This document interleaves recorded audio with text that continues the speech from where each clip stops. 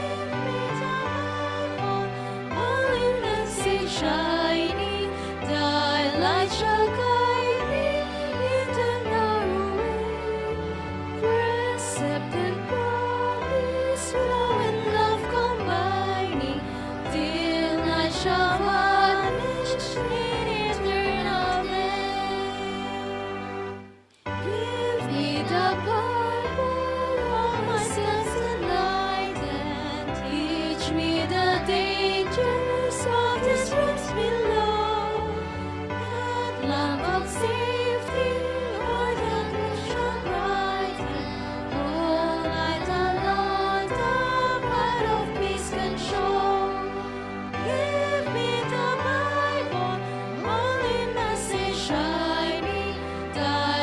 light shall guide me in the narrow way. Present and promise, love and love combining, till I shall vanish in eternal day. Tayo po'y lumuhod para sa ating panalangin. Let's pray. Ama naming Banal, nandiyan ka po sa taasan sa mga langit. Maraming salamat po sa mga araw na ito na kami po inyong iningatan at wala po nangyaring masama. Pinapasalamatan din po namin na patuloy niyo po kami binibigyan ng mga blessings and good health. At ngayon po ay nandito pa rin po kami sa inyong harapan na pupurit nagpapasalamat. Dadalangin po namin yung gabi na ito, Panginoon, ay naway bigyan niyo po kami ng katalinan, kisipan, kalaman upang amin pong maintindihan ang mga mapapakinggan mga mensahe ng gabi po na ito, Panginoon. Dadalangin din po namin ang mga papunta pa lamang po, naway ingatan niyo rin po sila at kaya rin po kami. Patawarin niyo po kami sa lahat aming mga nagawang kasalanan, sa isipan, sa tayo at sa gawa, limay po tayo. Tapos sa matiling sa pangalan ng Jesus. Amen.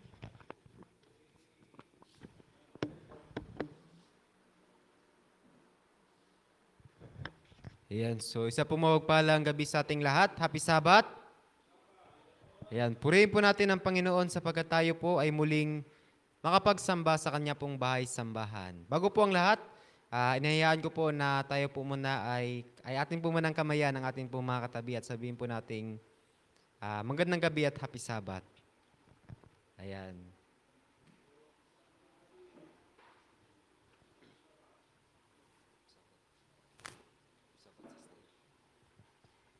Ayan, bagaman tayo po ay kukunti or bilang lang, ngunit ang mga anghel po ng Panginoon ay atin pong kasama na magsamba po sa gabing ito. Ayan, marami pong salamat.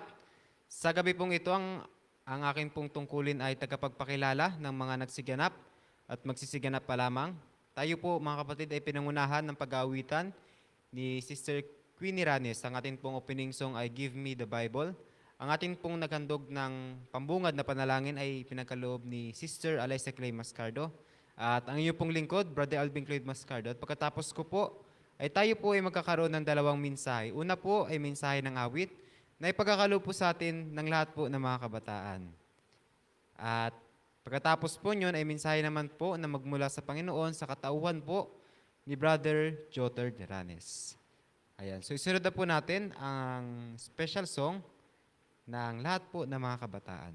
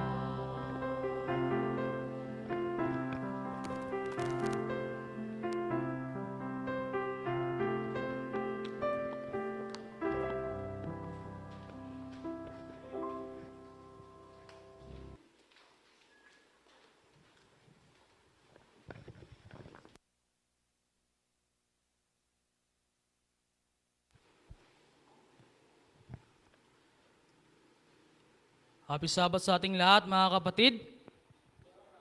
At magandang gabi. Sa totoo lang, mga kapatid, ako po ay lubos na kinakabahan. Kanina dito sa likod, para medyo mapawi ang aking kaba na nararamdaman ay sinasabayan ko na lamang yung ating mga kabataan sa pagkanta. Ayun, no? Kasi talagang medyo matagal-tagal na rin na ako po ay nakapagsalita. At ang medyo ano pa doon ay hindi ako nakapaghanda sa gabing ito. So medyo parang biglaan. Bagaman ay medyo ilang araw na rin yung binigyan ako ni Queen ng part, no? Pero ang ano lang po doon, mga kapatid, ay parang nagiging kampante, Minsan kadalasan po yun sa ating mga kapatiran na kapag binibigyan ng part ay medyo na ibabaling yung mga atensyon sa iba, kaya nakakalimutan na meron palang part na binibigay sa kanya. Kaya ganun yung nangyari sa akin, no? Kaya mas maganda po talaga, mga kapatid, na kapag tayo nabibigyan ng part ay ating lubos na pag-aralan yung ating pong topiko na ating pong maibabahagi, or tayo po ay magsasalita kung tayo po ay naatasan speaker. So sa gabing ito, mga kapatid, no, kamusta po ang ating mga buhay sa buong sanlinggo? Ayos naman, purihin ang Panginoon. So, bago po tayo magsimula, ay tayo po muna po ay madali ang manalangin. Amang banal na makipanan sa lahat, Panginoon, napapasalamat po kami sa gabing ito na kami po ay nagsama-sama muli na pumarito sa inyo pong bahay-sambahan, Panginoon, upang sambahin kayo at mag-aral ng inyo pong banal na salita, Panginoon. Dinadalayan ko po ang aking sarili, Panginoon, na inyo nawa akong bigyan ng sapat na kaalaman, karunungan, Panginoon, at ayon po ay kayo po ang siyang humarap at nawa po ang aking pong mga sasabihin ay naaayon lang po sa inyong kalooban. Panginoon, patawarin niyo nawa kami kung sa kami nagkutagasala sa pangalan ni Jesus. Amen. So maikli lang po ang aking topiko sa gabing ito, mga kapatid. At hindi na po ako magpaligoy-ligoy pa. So ang aking pong mensahe na aking pong dadalhin sa gabing ito ay may pinamagatan kong The Compromising Faith. Bagaman itong topic na ito ay medyo na-deliver ko na rin sa mahabang panahon na rin talaga. So, taon na talaga yung lumipas kasi yung topic na ito ay sa Kakbayan pa ako. Sa Kakbayan pa kami nagsisimba or doon pa kami nananatili. So, the compromising faith. Ang compromising faith, ano po ba yung kahulugan ng isang compromise or ganon? So sa dictionary, parang meron nata siya doon na agreement, settlement, understanding. So pagkakasundo, pagkakaintindihan, at yung settle, pag-unawaan, parang ganon. So meron po akong tatlong klaseng ng compromising na ibabahagi ko sa inyo. Ang una po ay the positive compromising faith, the negative compromising faith, at yung compromise na nagko-compromise tayo sa isang kasalanan. So, unahin po natin yung ang positibo na nagko-compromise tayo sa ating pong pananampalataya. So, ang positibo po, mga kapatid, ay ito yung nagko-compromise tayo sa Panginoon na talagang nandoon yung ating willingness, nandoon po yung ating pong masinsin na pag-compromise o ating pong ibinibigay sa ating pong Panginoon, or tayo nakikipagkasundo sa ating Panginoon na talagang nandoon yung sincerity natin. Na kahit na anumang mga pagsubok na dumarating ay hindi natin nagagawang ipagpalit yung ating pong Panginoon. Kagaya na lang po example sa ating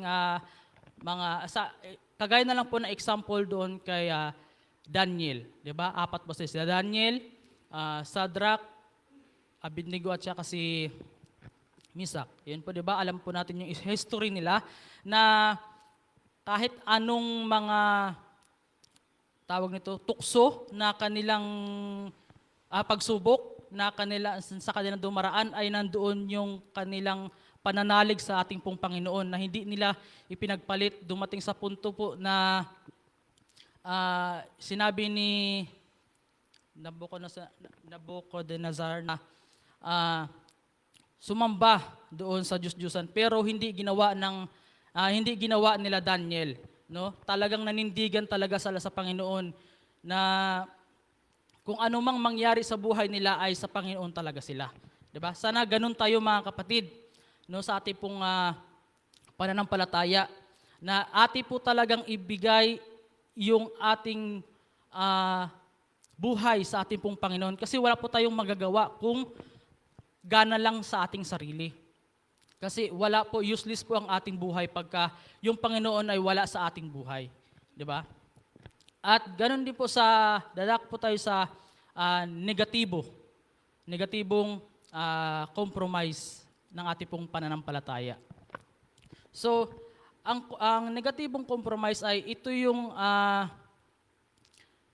nagko-compromise ka na, kunwari example, yung kay Priest Eli, no? Na alam niya yung mga anak niya ay hindi talaga doon sa templo. No, alam niya talaga yung mga anak niya na hindi talaga sumusunod sa kanya, no? Na naging taliwas sa kanya. So ano nangyari? May consequence na dumating sa kanila. So namatay ang kanyang mga anak na yon. So ganoon din sa atin mga kapatid, lalo na po sa mga estudyante. Kasi ang isa sa mga struggle talaga ng mga estudyante, lalo na sa mga college student, is yung araw ng Sabado. 'Di ba? Alam natin na araw ng Sabado 'yon. So, 'di ba, nagko-compromise tayo sa ating pananampalataya, ating inaano talaga sa Panginoon. Pero sa mga bagay na mahirap anuhin ng mga ibang mga college student is yung sa araw ng Sabado. Kaya napapag-isipan nila na, ay, minsan lang naman to, ngayong Sabado lang naman. Pero hindi nila alam na nalabag na nila yung araw ng Sabado. O nalabag nila yun yung utos ng Panginoon. So yun po yun, mga kapatid. So, ang pangatlong topic ko po natin ay yung compromising na alam po natin kasalanan. Na nagko-compromise tayo sa isang kasalanan na alam natin na hindi maganda. 'Di ba? Tulad na po sa atin mga kapatid, example na lang po sa akin. Hindi na po tayo or sa ating mga kabataan din. Na kapag sa araw ng Sabado, 'di ba? Na alam po natin na araw ng Sabado, pero nandyan yung focus natin sa iba, no? Nawawala yung focus natin sa ating pong Panginoon. So nagiging dalawa yung naghahati, kumbaga yung isipan natin. So mas nalalamang yung mga ginagawa natin or yung iniisip natin kaysa sa ating pong Panginoon. Kaya nangyayari doon ay parang nagiging, kagaya na po sa mga cellphone, nagiging Diyos-Diyosan natin. Yun po yun, nagiging, nako-compromise po natin yung kasalanan na alam natin kasalanan yun. Diba? Ganun po yun siya. So, sabi nga po dito sa Josue 1, verse 5, sabi po dito, walang makatatayong sinumang tao sa harap mo sa lahat ng mga araw ng iyong buhay. So hindi tayo makakatayo sa ganang sarili po natin kung ang buhay po natin ay wala po si Jesus Christ. So para po tayong lumpo na kapag wala pong umaalalay sa atin na hindi tayo makakapaglakad. Ganun po yun siya. No? Ganun, kaya napakahalaga talaga ng Panginoon sa ating pong buhay. Sunod po, kung paanong ako'y suma kay Moses, ay gayon ako sa iyo. Hindi kita iiwan, ni pababayaan kita. So napakaganda po ng payo ng Panginoon, na yung ating pong buhay ay ibigay lang po natin sa Kanya at marami pong mga bagay, na magagandang bagay na maibabalik yung ating Panginoon. At Talon po tayo sa verse 9. Hindi ba kita inutusan, ikaw ay magpakalakas at magpakatapang na mabuti. Huwag kang matakot ni mang lupaypay, sapagkat ang Panginoon mong Diyos ay sumasa iyo saan ka man pumaroon. Napakaganda po yung payo ng Panginoon, mga kapatid, na kahit na sa anumang harapin man tayo ng pagsubok or sangkatutak man yung mga pagsubok na dumaraan sa atin, lalo sa mga estudyante, alam ko po yun, lalo sa mga graduating student na sa mga patapos na. Na yung mga pangako ng Panginoon na nandoon yung ikabubuti para sa atin. Na kapag sumampalataya ka lang sa Panginoon, ay nandyan yung biyaya na ibibigay sa iyo ng Panginoon. Na hindi ka magdudusa, hindi ka maghihirap sa anumang mga bagay na gusto mo o yung kalooban ng Panginoon. 'Di ba? Kaya nga may sinasabi tayo na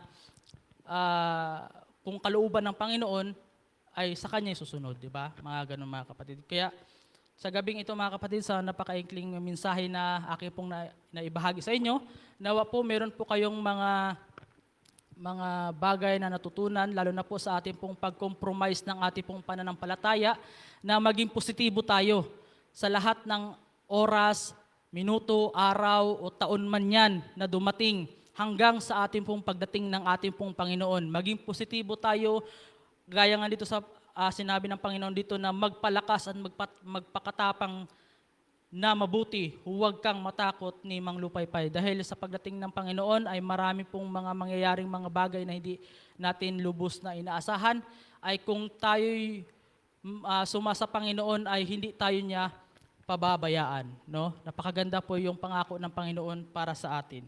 So, yun lang po yung aking pong maiksing mensahe na aking pong ibabahagi sa inyo, mga kapatid, at sa gabing ito. Happy Sabbath at magandang gabi.